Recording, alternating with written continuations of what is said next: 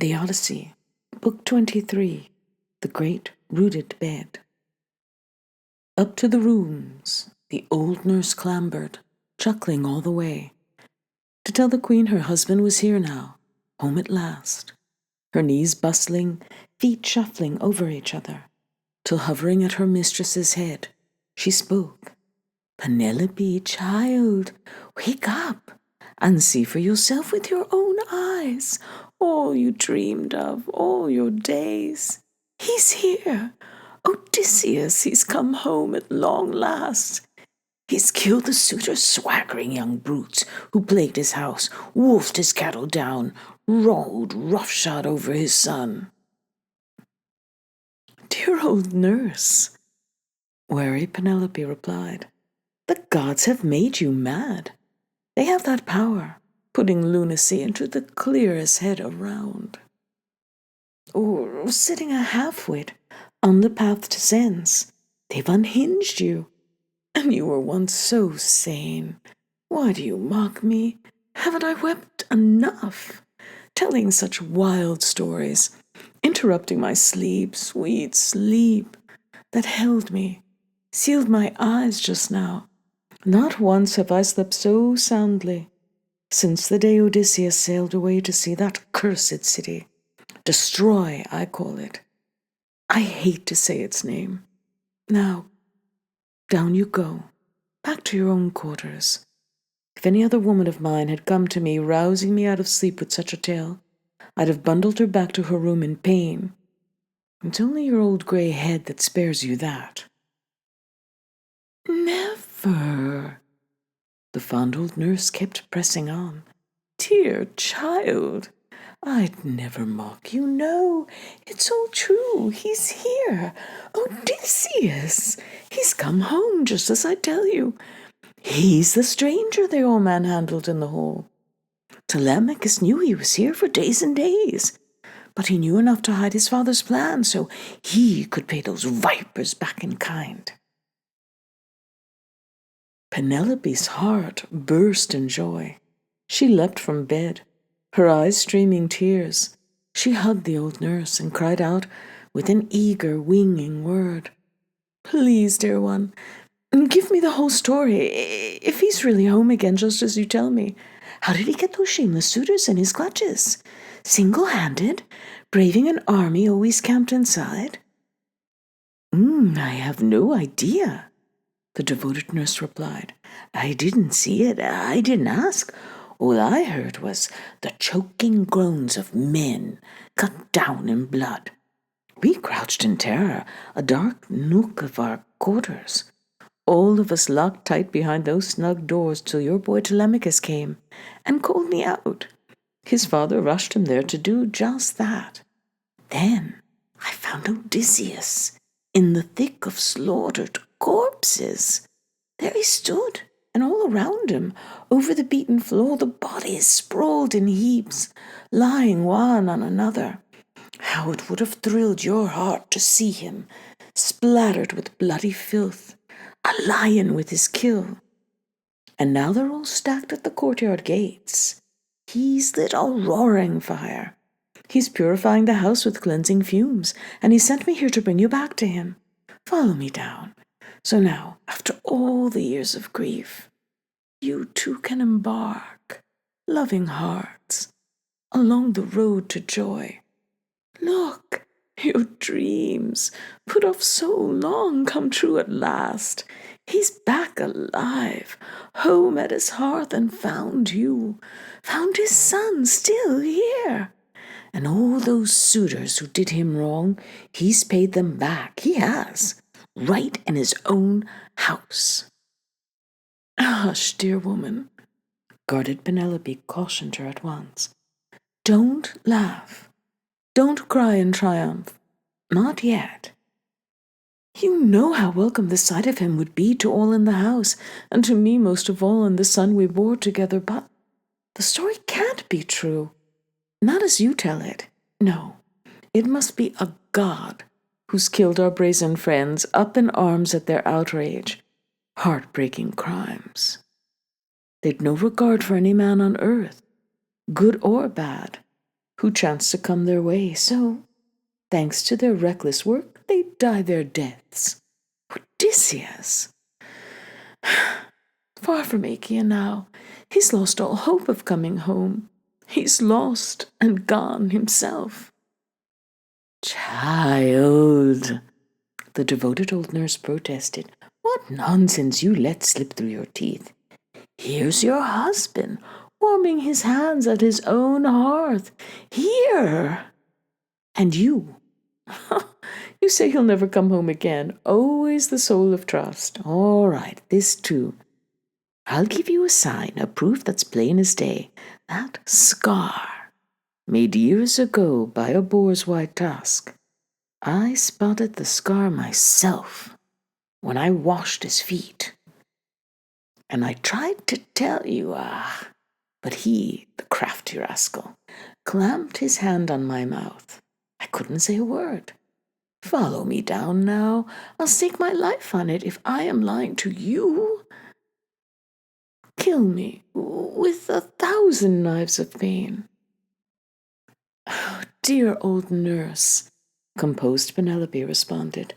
Deep as you are, my friend, you'll find it hard to plumb the plans of the everlasting gods. All the same, let's go and join my son, so I can see the suitors lying dead, and see the one who killed them. With that thought, Penelope started down from her lofty room, her heart in turmoil, torn. Should she keep her distance, probe her husband, or rush up to the man at once and kiss his head and cling to both his hands? As soon as she stepped across the stone threshold, slipping in, she took a seat at the closest wall, and radiant in the firelight, faced Odysseus now. There he sat, leaning against the great central column, eyes fixed on the ground, waiting, poised for whatever words his hardy wife might say when she caught sight of him. A long while she sat in silence. Numbing wonder filled her heart as her eyes explored his face. One moment he seemed Odysseus to the life. The next, no. He was not the man she knew. A huddled mass of rags was all she saw. Oh, mother! Telemachus reproached her. Cruel mother, you with your hard heart. Why do you spurn my father so? Why don't you sit beside him, engage him, ask him questions? What other wife could have a spirit so unbending? Holding back from her husband, home at last for her, after bearing 20 years of brutal struggle. Your heart was always harder than a rock. My child, Penelope, well aware, explained. I'm stunned with wonder, powerless, cannot speak to him, ask him questions, look him in the eyes, but if he is truly Odysseus, home at last, make no mistake, we two will know each other even better. We two have secret signs, known to us both, but hidden from the world. Odysseus, long enduring, broke into a smile, and turned to his son with pointed, winging words. Leave your mother here in the hall to test me as she will. She soon will know me better. Now, because I am filthy, wearing such grimy rags, she spurns me. Your mother still can't bring herself to believe I am her husband. But you and I, put heads together. What's our best defense? When someone kills a lone man in the realm, who leaves behind him no great band of avengers, still, the killer flees. Goodbye to kin and country, but we brought down the best of the island's princes, the pillars of Ithaca. Weigh it well, I urge you. Look to it all yourself now, father. His son deferred at once. You are the best on earth, they say, when it comes to mapping tactics. No one, no mortal man, can touch you there. But we're behind you, hearts intent on battle. Nor do I think you'll find us short on courage, long as our strength will last. Then here's our plan, the master of tactics said. I think it's best, first, go and wash, and pull fresh tunics on, and tell the maids in the hall to dress well too. And let the inspired bard take up his ringing lyre, and lead off for us all a dance so full of heart, that whoever hears the strains outside the gates, a passer-by on the road, a neighbor round about, will think it's a wedding feast that's underway. No news of the suitor's death must spread through town till we have slipped away to our own estates, our orchard green with trees. Then we'll see what winning strategy Zeus will hand us then. They hung on his words and moved to order smartly. First they washed and pulled fresh tunics on. The women arrayed themselves. The inspired bard struck up resounding lyre and stirred in all a desire for dance and song, the lovely lilting beat, till the great house echoed round, to the measured tread of dancing men in motion, women sashed and lithe, and whoever heard the strains outside would say, a miracle, someone's married the queen at last, one of her 100 suitors, that callous woman too faithless to keep her lord and master's house to the bitter end, till he came sailing home. So they'd say, blind to what had happened. The great-hearted Odysseus was home again at last. The maid, Eurynome, bathed him, rubbed him down with oil, and drew around him a royal cape and choice tunic too. And Athena crowned the man with beauty, head to foot, made him taller to all eyes, his build more massive, yes, and down from his brow the great goddess ran his curls like thick hyacinth clusters, full of blooms. As a master craftsman washes gold over beaten silver, a man the god of fire and Queen Athena trained in every fine technique, and finishes of his latest effort, handsome work, so she lavished splendor over his head and shoulders now. He stepped from his bath, glistening like a god, and back he went to the seat that he had left, and facing his wife, declared, strange woman, so hard, the gods of Olympus made you harder than any other woman in the world. What other wife could have a spirit so unbending, holding back from her husband, home at last for her, after bearing 20 years of brutal struggle? Come, nurse, make me a bed. I'll sleep alone. She has a heart of iron in her breast. Strange man, wary Penelope said. I'm not so proud, so scornful, nor am I overwhelmed by your quick change.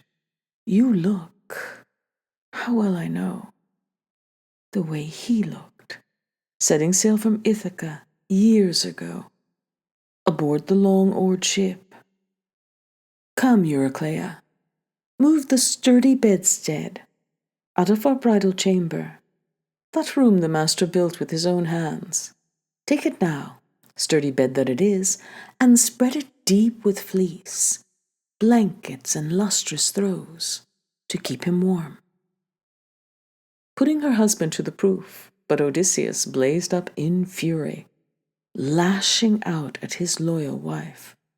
Woman, your words, they cut me to the core. Who could move my bed? Impossible task, even for some skilled craftsman, unless a god came down in person, quick to lend a hand, lifted it out with ease, and moved it elsewhere. Not a man on earth, not even at peak strength, would find it easy to prise it up and shift it. No.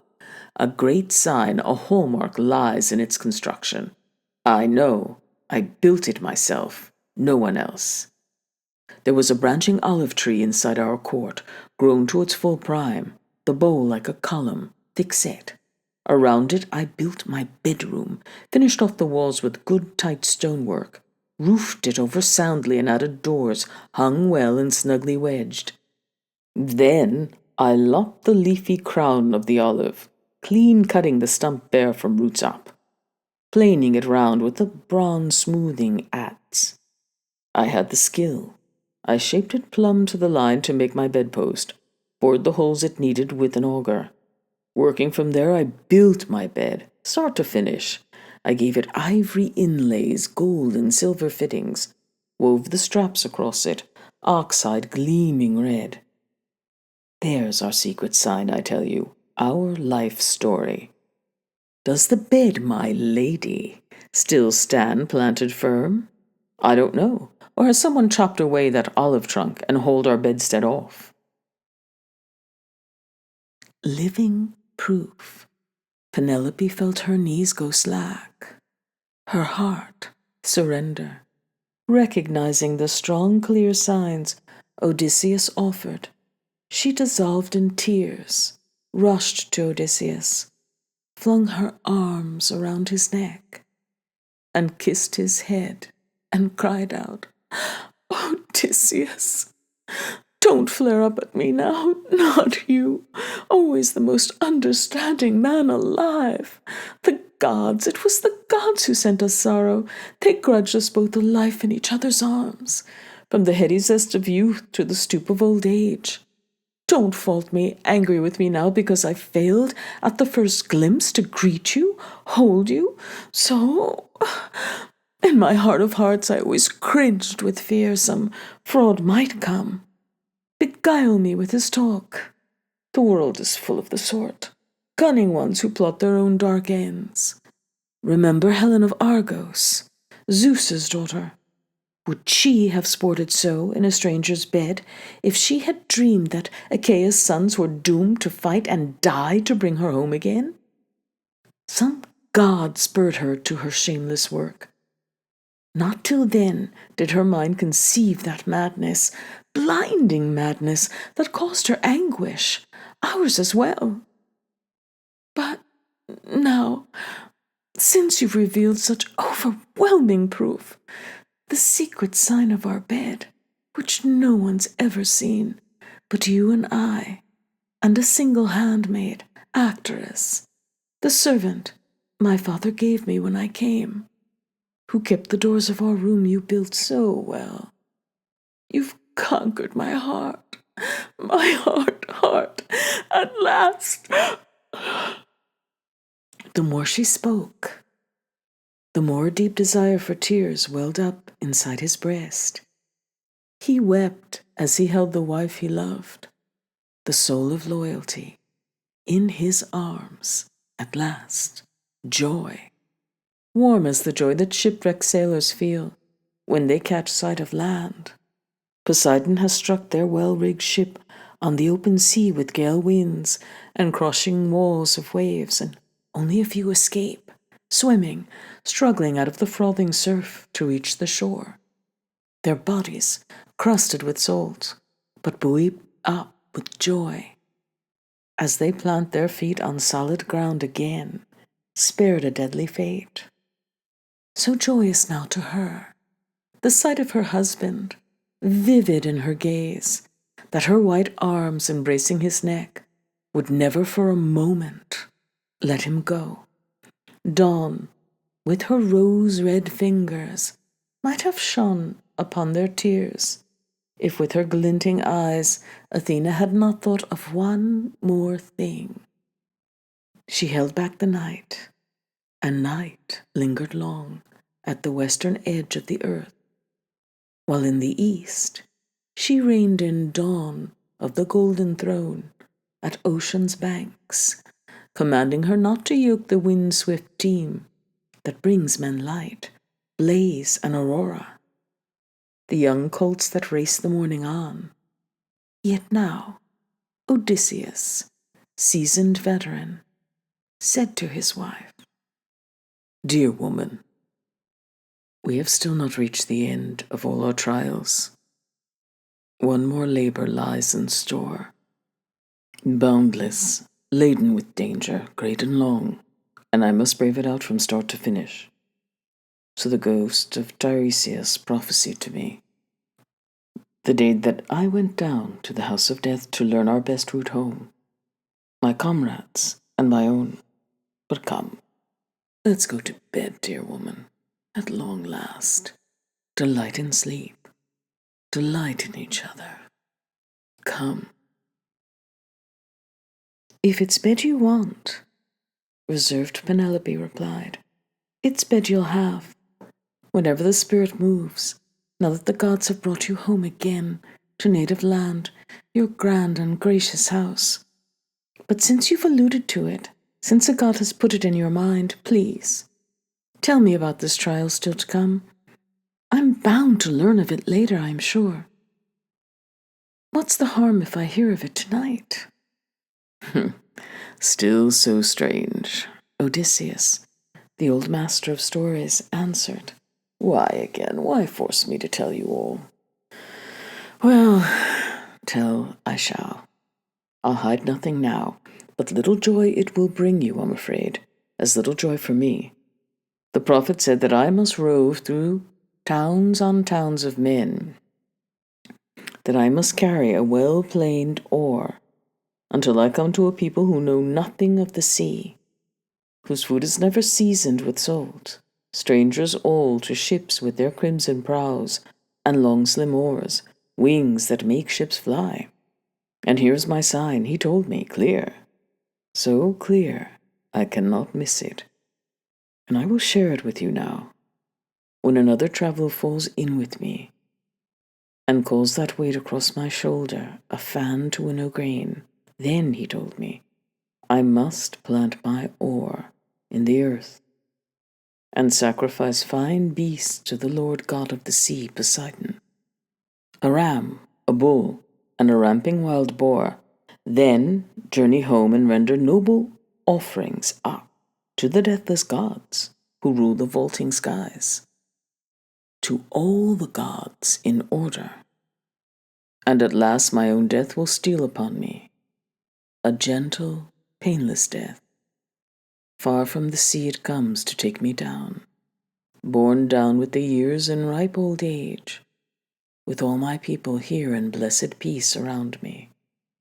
All this, the prophet said, will come to pass. And so, Penelope said, in her great wisdom, if the gods will really grant a happier old age, there's hope that we'll escape our trials at last. So husband and wife confided in each other, while nurse and Eurynome, under the flaring brands, were making up the bed with coverings deep and soft, and working briskly soon as they made it snug. Back to her room the old nurse went to sleep, as Eurynome, their attendant, torch in hand, lighted the royal couple's way to bed, and leading them to their chamber, slipped away. Rejoicing in each other, they returned to their bed, the old familiar place they loved so well. Now Telemachus, the cowherd and the swineherd, rested their dancing feet, and had the women do the same, and across the shadowed hall the men lay down to sleep. But the royal couple, once they'd revelled in all the longed-for joys of love, revelled in each other's stories, the radiant woman telling of all she'd borne at home, watching them there, the infernal crowd of suitors slaughtering herds of cattle and good fat sheep, while keen to win her hand, drain the broached vats dry of vintage wine. And great Odysseus told his wife of all the pains he had dealt out to other men, and all the hardships he'd endured himself, his story first to last. And she listened on, enchanted. Sleep never sealed her eyes, till all was told. He launched in with how he fought the Cyclones down. Then, how he came to the Lotus Eaters' lush green land. Then all the crimes of the Cyclops, and how he paid him back for the gallant men the monster ate without a qualm. Then, how he visited Aeolus, who gave him a hero's welcome, then sent him off. But the homeward run was not his fate, not yet. Some sudden squall snatched him away once more, and drove him over the swarming sea, groaning in despair. Then how he moored at Telepolis, where Lystragonians wrecked his fleet and killed his men at arms. He told her of Circe's cunning magic wiles, and how he voyaged down in his long-benched ship, to the mouldering house of death, to consult Tiresias, ghostly seer of Thebes. And he saw old comrades there, and he saw his mother, who bore and reared him as a child.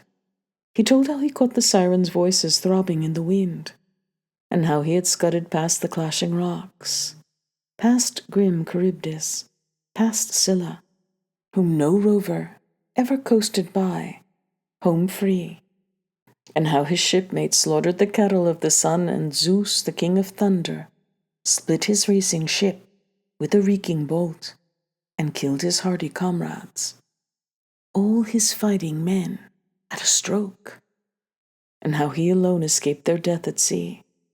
He told how he reached Ogygia shores, and nymph Calypso held him back, deep in her arching caverns, craving him for a husband, cherished him, vowed to make him immortal, ageless all his days, yes. But she never won the heart inside him. Never. Then, how he reached the Phaeacians, heavy sailing there, who with all their hearts had prized him like a god, and sent him off in a ship to his own beloved land, giving him bronze and hoards of gold and robes. And that was the last he told her, just as sleep overcame him. Sleep, loosing his limbs, slipping the toils of anguish from his mind. Athena, her eyes of fire, had fresh plans. Once she thought he'd had his heart's content of love and sleep at his wife's side. Straightway she roused young Dawn from ocean's banks to her golden throne, to bring men light, and roused Odysseus too, who rose from his soft bed and advised his wife in parting. Dear woman, we both have had our fills of trials. You, in our house, weeping over my journey home, fraught with storms and torment true, and I, pinned down in pain by Zeus and other gods, for all my desires blocked from reaching home. But now that we've arrived at our beds together, the reunion that we yearned for all those years, look after the things still left me in our house. But as for the flocks those strutting suitors plundered, much I'll recoup myself, making many raids. The rest our fellow Ithacans will supply, till all my folds are full of sheep again.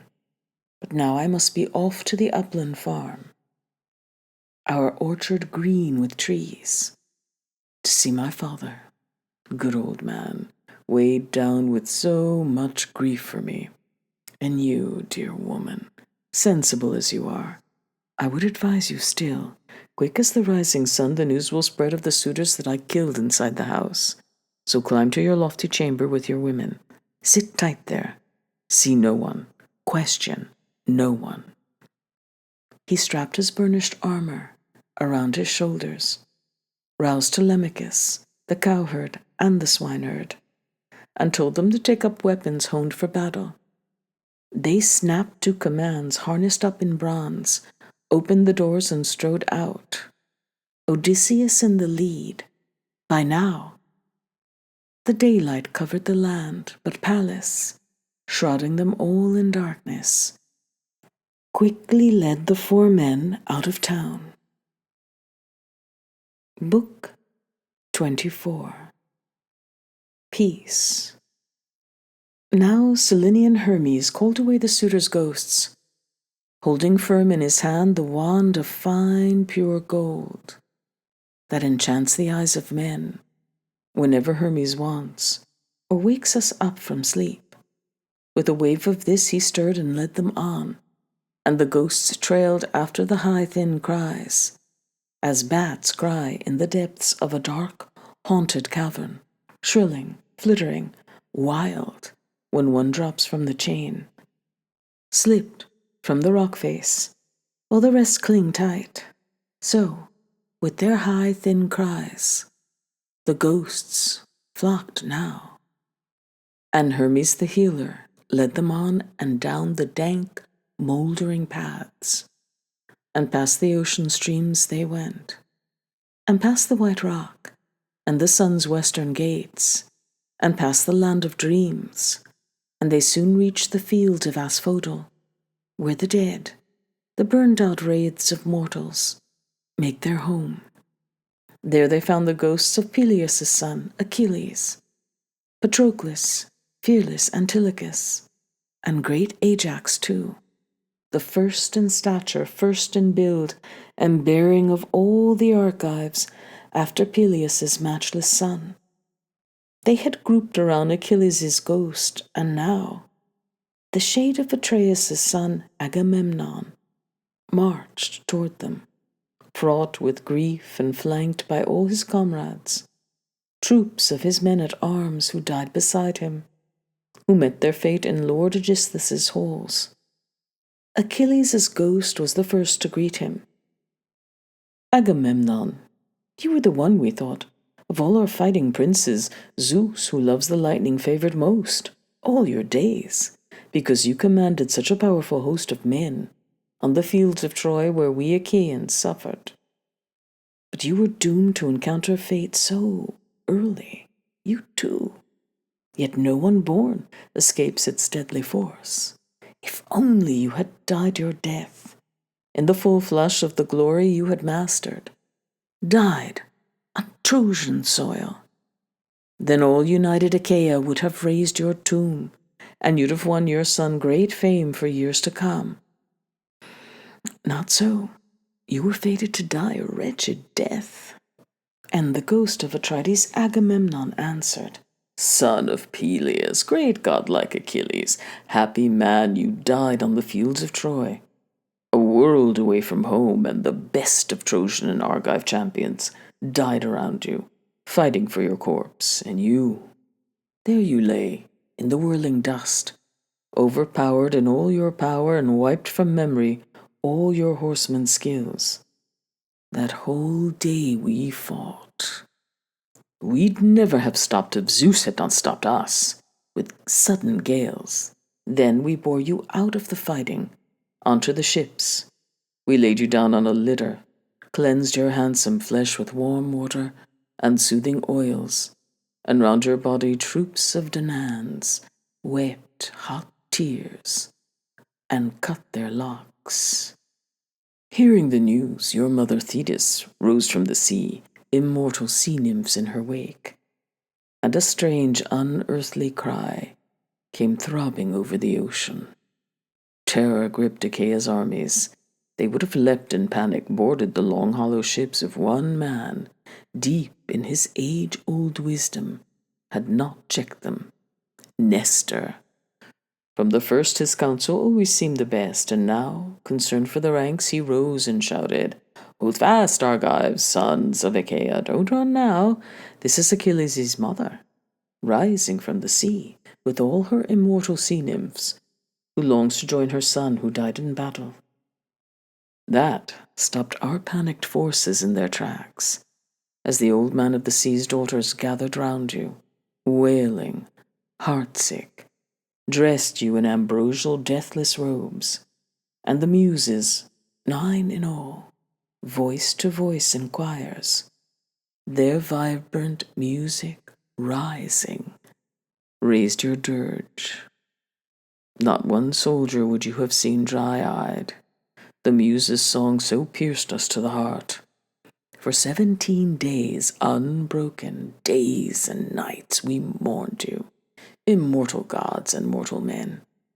At the 18th dawn we gave you to the flames and slaughtered around your body droves of fat sheep and shambling longhorn cattle. And you were burned in the garments of the gods, and laved with soothing oils, and honey running sweet, and a long cortege of Argive heroes paraded in review, in battle armor, round your blazing pyre. Men in chariots, men on foot, a resounding roar went up, and once the god of fire had burned your corpse to ash, at first light, we gathered your white bones, Achilles, cured them in strong, neat wine and seasoned oils. Your mother gave us a gold 2-handled urn, a gift from Dionysus, she said, a masterwork of the famous smith, the god of fire. Your white bones rest in that, my brilliant Achilles, mixed with the bones of dead Patroclus, Menoetius' son, apart from those of Antilochus, whom you treasured more than all other comrades. Once Patroclus died. Over your bones we reared a grand, noble tomb. Devoted veterans all, Achaea's combat forces, high on its jutting headland, over the hell's points, broad reach, a landmark glimpsed from far out at sea, by men of our own day, and men of days to come. And then your mother, begging the gods for priceless trophies, set them out in the ring for all our champions. You in your day have witnessed funeral games for many heroes, games to honor the death of kings, when young men cinched their belts, tense to win some prize.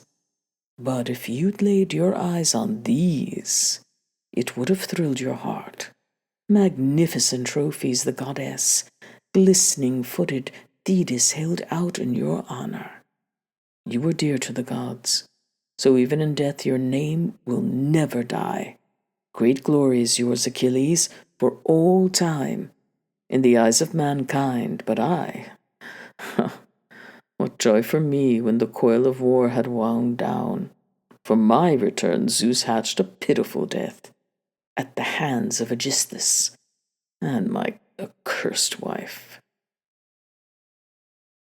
As they exchanged the stories of their fates, Hermes, the guide and giant killer, drew up close to both, leading down the ghosts of the suitors King Odysseus killed. Struck by the sight, the two went up to them right away, and the ghost of Atreus' son, Agamemnon, recognized the noted prince Amphimedon, Menelaus' dear son, who received him once in Ithaca, at his home.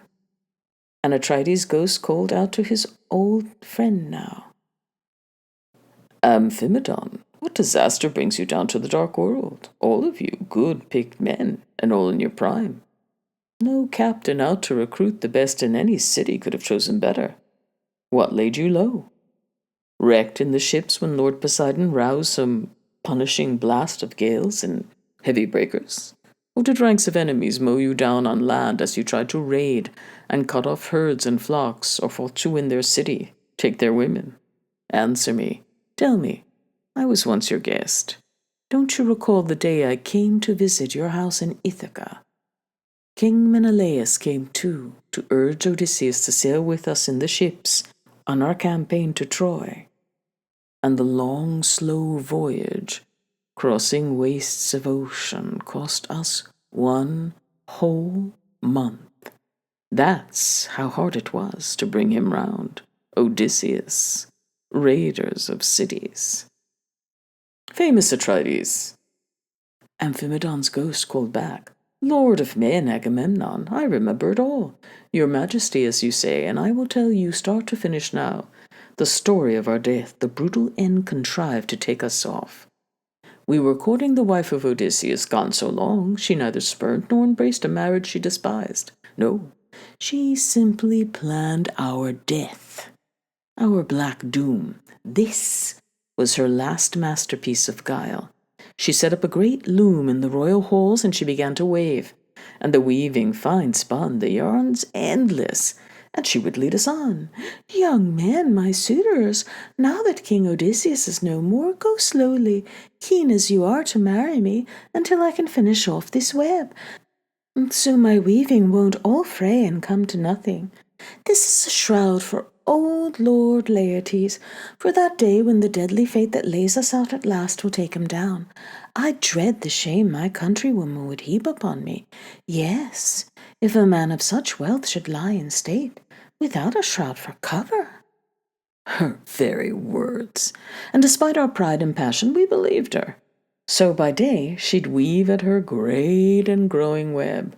By night, by the light of torches set beside her, she would unravel all she'd done. 3 whole years she deceived us blind, seduced us with this scheme. Then, when the wheeling seasons brought the fourth year on, and the months wane, and the long days came round once more, one of her women, in on the queen's secret, told the truth, and we caught her in the act, unweaving her gorgeous web. So she finished it off, against her will. We forced her.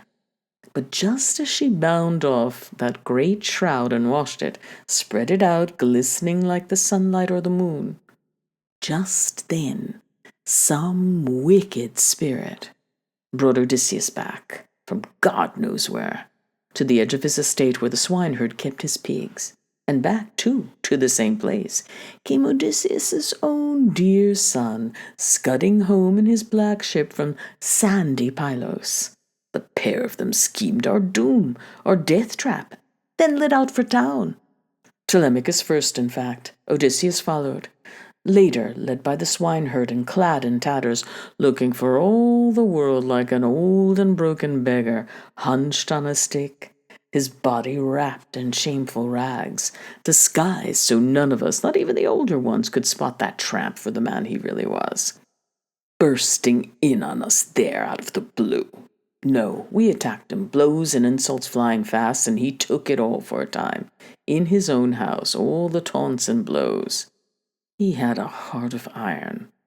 But once the will of thundering Zeus had roused his blood, he and Telemachus bore the burnished weapons off and stowed them deep in a storeroom, shot the bolts, and he, the soul of cunning, told his wife to set the great bow and the gleaming iron axes out before the suitors, all of us doomed now to test our skill and bring our slaughter on. Not one of us had the strength to string that powerful weapon. All of us fell far short of what it took. But then, when the bow was coming round to Odysseus' hands, we raised a hue and cry. He must not have it, no matter how he begged. Only Telemachus urged him to take it up. And once he got it in his clutches, long-suffering great Odysseus strung his bow with ease and shot through all the axes. Then, vaulting onto the threshold, stood there poised, and pouring his flashing arrows out before him, glaring for the kill, he cut Antinous down, then shot his painful arrows into the rest of us, aiming straight and true, and down we went, corpse on corpse, in droves.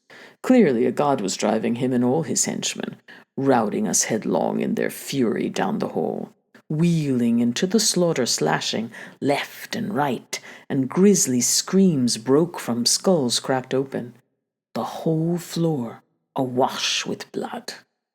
So we died, Agamemnon. Our bodies lie untended even now, strewn in Odysseus' palace. They know nothing yet, the kin in our houses, who might wash our wounds of clotted gore and lay us out and mourn us. These are the solemn honors owed the dead. Happy Odysseus! Agamemnon's ghost cried out, son of old Laertes' mastermind, what a fine, faithful wife you've won. What good sense resided in your Penelope. How well Achaeus' daughter remembered you, Odysseus, the man she married once. The fame of her great virtue will never die. The immortal gods will lift a song for all mankind, a glorious song, in praise of self-possessed Penelope, a far cry from the daughter of Tyndareus, Clytemnestra. What outrage she committed, killing the man she married once.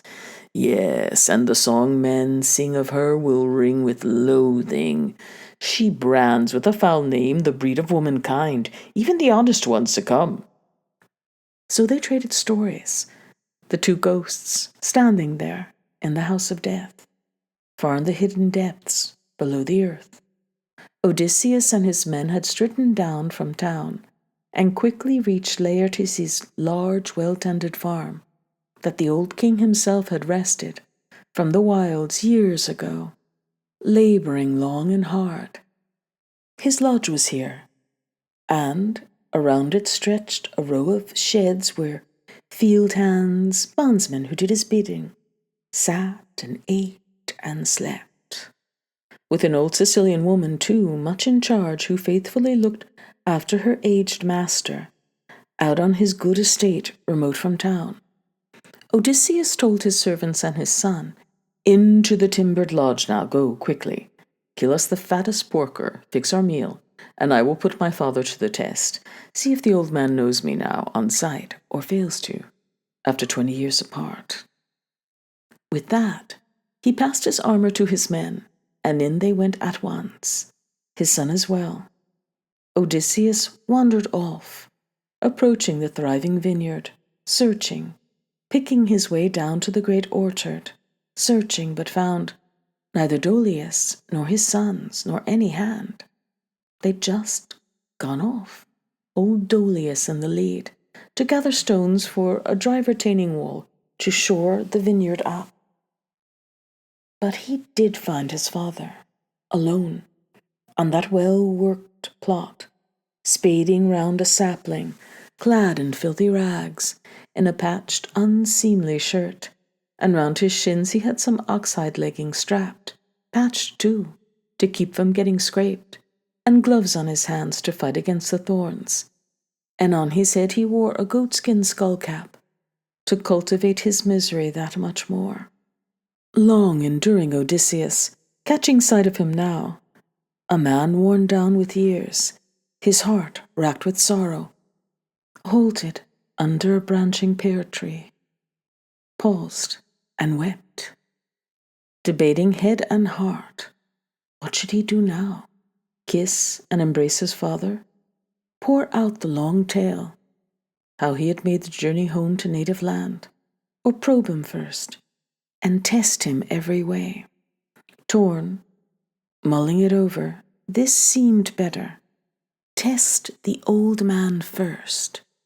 Reproach him with words that cut him to the core.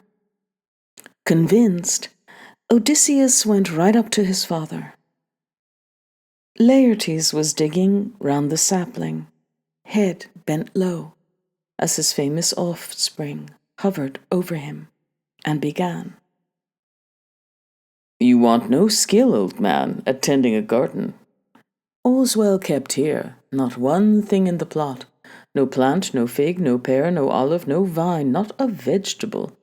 Lacks your tender, loving care, but I must say, and don't be offended now, your plants are doing better than yourself. Enough to be stooped with age, but look how squalid you are. Those shabby rags, surely it's not for sloth your master lets you go to seed. There's nothing of slave about your build or bearing. I have eyes, you look like a king to me. The sort entitled to bathe, sup well, then sleep in a soft bed. That's the right and pride of you old-timers. Come now, tell me, in no uncertain terms, whose slave are you? Whose orchard are you tending? And tell me this, I must be absolutely sure. This place I've reached, is it truly Ithaca? Just as that fellow told me just now. I fell in with him on the road here. Clumsy, none too friendly, couldn't trouble himself to hear me out or give me a decent answer when I asked about a long-lost friend of mine, whether he's still alive, somewhere in Ithaca, or dead and gone already, lost in the house of death. Do you want to hear a story? Listen, catch my drift. I once played host to a man in my own country. He'd come to my door, the most welcome guest from foreign parts I ever entertained. He claimed he came of good Ithacan stock, said his father was Arcesius' son, Laertes. So I took the new arrival under my own roof. I gave him a hero's welcome, treated him in style, stores in our palace made for princely entertainment. And I gave my friend some gifts to fit his station, handed him 7 bars of well-wrought gold, a mixing bowl of solid silver, etched with flowers, a dozen cloaks, unlined and light, and as many full-cut capes and shirts as well, and to top it off, 4 women, perfect beauties, skilled in crafts. He could pick them out himself. Stranger, his father answered, weeping softly, the land you've reached is the very one you're after, true. But it's in the grip of reckless, lawless men, And as for the gifts you showered on your guest, you gave them all for nothing. But if you'd found him alive, here in Ithaca, he would have replied in kind, with gift for gift, and entertained you warmly before he sent you off. That's the old custom, when one has led the way. But tell me, please, in no uncertain terms, how many years ago did you host the man? That unfortunate guest of yours, my son. There was a son. Was he all a dream? That most unlucky man, whom now I fear far from his own soil, and those he loves. The fish have swallowed down on the high seas, or birds and beasts on land have made their meal. Nor could the ones who bore him, mother, father, wrap his corpse in a shroud, and mourn him deeply. Nor could his warm, generous wife, so self-possessed, Penelope, ever keen for her husband, on his deathbed, the fit and proper way, or close his eyes at last. These are the solemn honors owed the dead. But tell me your own story, that I'd like to know. Who are you? Where are you from? Your city, your parents? Where does the ship lie moored that brought you here? Your hardy shipmates too? Or did you arrive as a passenger, aboard some stranger's craft, and men who put you ashore have pulled away? The whole tale. His crafty son replied, I'll tell you start to finish. I come from Romer Town. My home's a famous place. My father's unsparing, son of old King Pain. And my name's Man of Strife. I sailed from Sicily, aye. But some ill wind blew me here off course, much against my will.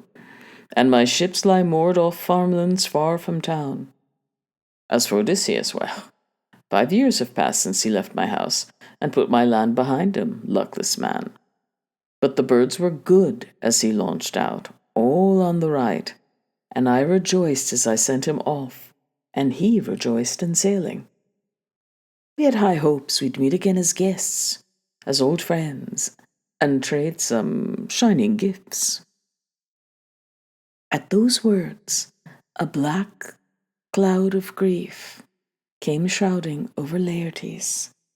Both hands clawing the ground for dirt and grime, he poured it over his grizzled head, sobbing in spasms. Odysseus's heart shuddered. A sudden twinge went shooting up through his nostrils. Watching his dear father struggle, he sprang toward him, kissed him, hugged him, crying, Father, I'm your son, myself, the man you're seeking, home after 20 years, on native ground at last. Hold back your tears, your grief. Let me tell you the news, but we must hurry. I've cut the suitors down in our own house.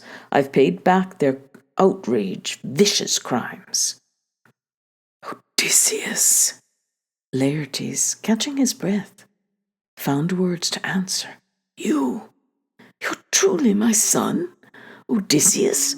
Home at last? Give me a sign, some proof. I must be sure.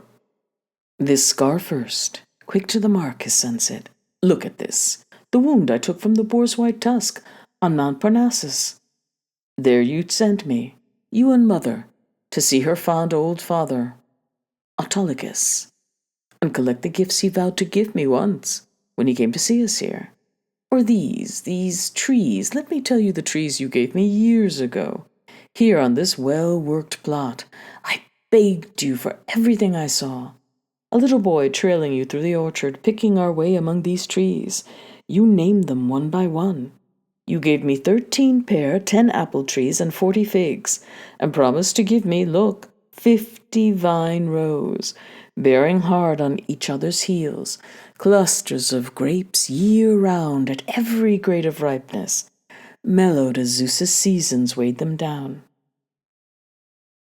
Living proof, and Laertes' knees went slack. His heart surrendered, recognizing the strong, clear signs Odysseus offered. He threw his arms around his own dear son, fainting as hardy great Odysseus hugged him to his heart, until he regained his breath, came back to life, and cried out, Father Zeus, you gods of Olympus, you still rule on high. If those suitors have truly paid in blood for all their reckless outrage. Oh, but now my heart quakes with fear that all the Ithacans will come down on us in a pack at any time and rush the alarm through every island town. There's nothing to fear, his canny son replied. Put it from your mind. Let's make for your lodge beside the orchard here. I sent Telemachus on ahead, the cowherd, swineherd too, to fix a hasty meal. So the two went home, confiding all the way and arriving at the ample timbered lodge. They found Telemachus with the two herdsmen carving sides of meat and mixing ruddy wine. Before they ate, the Sicilian serving woman bathed her master Laertes, his spirits high in his own room, and rubbed him down with oil, and round his shoulders drew a fresh new cloak. And Athena stood beside him, fleshing out the limbs of the old commander, making him taller to all eyes, his build more massive, stepping from his bath. So his own son gazed at him wonder-struck. Face to face he seemed a deathless god. Father! Odysseus's words had wings. Surely one of the everlasting gods has made you taller, stronger, shining in my eyes. Facing his son, the wise old man returned. If only, Father Zeus, Athena, and Lord Apollo, I were the man I was. King of the Cephallenians when I sacked the city of Nericus, sturdy fortress out on its jutting cape. If I'd been young in arms last night in our house with harness on my back, standing beside you, fighting off the suitors, how many I would have cut the knees from under. The heart inside you would have leapt for joy. So father and son confirmed each other's spirits, and then, with the roasting done, the meal set out, the others took their seats on chairs and stools, were just putting their hands to bread and meat, when old Odysseus trudged in with his sons, worn out from the field work. The old Sicilian had gone and fetched them home. The mother who reared the boys and tended Odysseus well, now that the years had ground the old man down. When they saw Odysseus, knew him in their bones, they stopped in their tracks, staring, struck dumb. But the king waved them on with a warm and easy air. Sit down to your food, old friend. Snap out of your wonder. We've been cooling our heels here long enough, eager to get our hands on all this pork, hoping you'd all troop in any moment. Spreading his arms, Odysseus rushed up to him, clutched Odysseus by the wrist and kissed his hand, greeting his king now with a burst of winging words. Dear master, you're back, the answer to our prayers. We'd all lost hope. But the gods have brought you home. Welcome, health, the skies rain blessings on you. But tell me the truth, now. This I'd like to know. Shrewd Penelope, has she heard you're home, or should we send a messenger? She knows by now, old man, his wily master answered brusquely. Why busy yourself with that? So Odysseus went back to his sanded stool. His sons, too, pressing round the famous king, greeted Odysseus warmly, grasped him by the hand, then took their seats in order by their father. But now, as they fell to supper in the lodge, rumor the herald sped like wildfire through the city, crying out the news of the suitors' bloody death and doom, and massing from every quarter as they listened, kinsmen milled with wails and moans of grief before Odysseus's palace. And then they carried out the bodies. Every family buried their own, and the dead from other towns they loaded onto rapid ships for crews to ferry back again, each to his own home.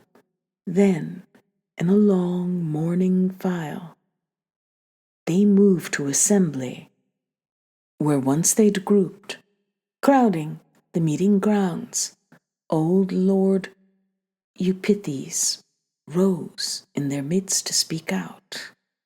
Unforgettable sorrow wrung his heart for his son, Antinous, the first that great Odysseus killed.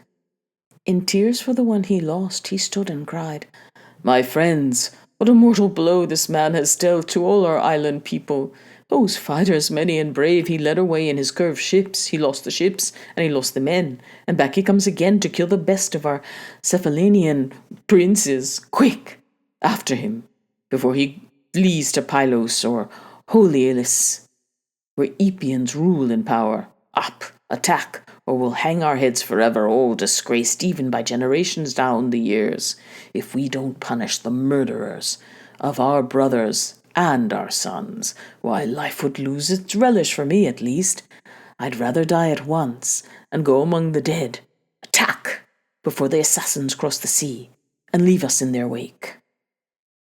He closed in tears, and compassion ran through every Achaean there.